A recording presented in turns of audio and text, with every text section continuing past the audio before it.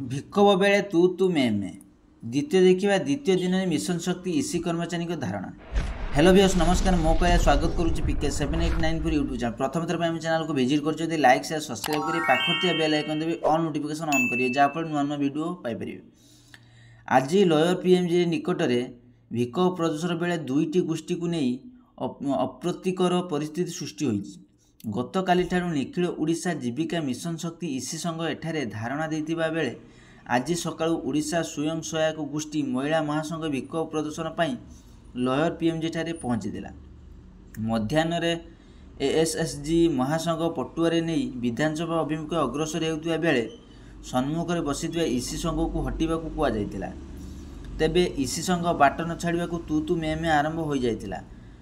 महिला माने ठेलापेला हो परस्पर को गाली गुलज करने आरंभ कर पुलिसकर्मी माने यह देखि काबा हो जाते। उभय गोष्ठी मझे फसी बुझासुझा करते हेले केही काहाकू शुणी नथिले। प्राय 45 मिनिट पर्यंत परिस्थिति उत्तेजनापूर्ण रही। शेष में पुलिस उभय पक्ष को बुझाबुझी कर परिस्थिति नियंत्रण को आनी।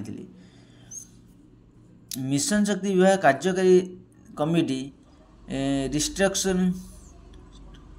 रिस्ट्रक्चरिंग प्रत्याहार दाबी इसी कर्मचारी धारणा द्वितीय दिन में पहुंची। आज लयर पीएमजी ठारे निखिल ओडिशा जीविका मिशन इसी संघ सभापति जयंत दास अध्यक्षतार अनुष्ठित होई सभार भोकराई विधायक गौतम बुद्ध दास, बस्ता विधायक सुभाषिनी जेना, सोर विधायक माधव धड़ा, रेंगाली विधायक सुदर्शन हरिपाल, जाजपुर विधायक सुजाता साहू प्रमुख जोगदे उद्घाटन देते। आंदोलन को समर्थन जनवा सह यही समस्या गृह उपस्थापन करेंगे बोली विधायक माने प्रतिश्रुति देते। आंदोलन को विरोधी दलर नेता नवीन पट्टनायक समर्थन करुवा नहीं अवगत करा।